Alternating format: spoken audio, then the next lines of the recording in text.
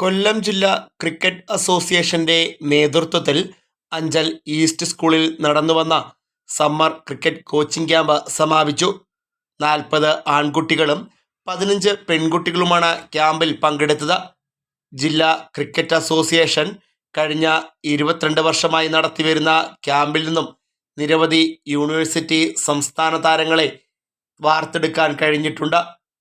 15 വയസ്സിൽ താഴെ പ്രായമുള്ള കുട്ടികൾക്ക് മാത്രം പ്രാധാന്യം നൽകിക്കൊണ്ട് നടത്തുന്ന ക്യാമ്പിൽ കിഴക്കൻ മേഖലയിലെ വിവിധ സ്കൂളുകളിലെ നിരവധി താരങ്ങളാണ് പങ്കെടുത്തത്.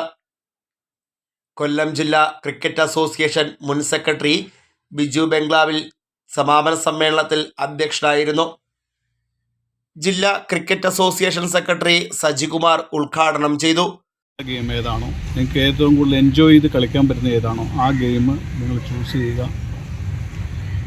അത് മാക്സിമം നിങ്ങൾ 100% കമ്മിറ്റ്മെൻറ്റോടുകൂടി അതിൽ ഇൻവോൾവ് ചെയ്യുക എന്നുള്ളതാണ് നമ്മൾ ഉദ്ദേശിക്കുന്നത്. ഞങ്ങൾ ക്രിക്കറ്റ് അസോസിയേഷൻ്റെ ആൾക്കാരായതുകൊണ്ട് ഏറ്റവും കൂടുതൽ ക്രിക്കറ്റിനെ ഞങ്ങൾ പ്രൊമോട്ട് ചെയ്യണം, കൂടുതൽ ആൾക്കാർ ക്രിക്കറ്റിലേക്ക് വരണമെന്ന് ഞങ്ങൾ ആഗ്രഹിക്കുന്നു. പല സ്ഥലത്തും പേരൻസിൻ്റെ നിർബന്ധം കൊണ്ട് ഇങ്ങനെ സമ്മർ ക്യാമ്പുകളും മറ്റ് ക്യാമ്പുകളും എന്തെങ്കിലും സ്പോർട്സ് ചെയ്യണമെന്നും പറഞ്ഞുകൊണ്ട് വരുന്ന ആൾക്കാരുണ്ട്.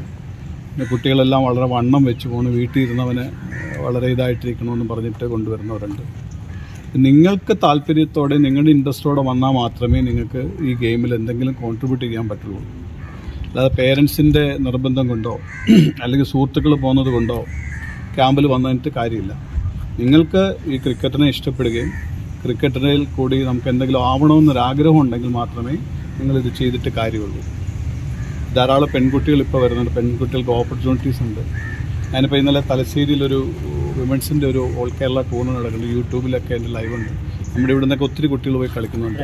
പരിശീലകൻ സുധീഷ്, സഹപരിശീലകൻ ഗോകുൽ എന്നിവർ സംസാരിച്ചു. Fox TV news bureau, Anchal.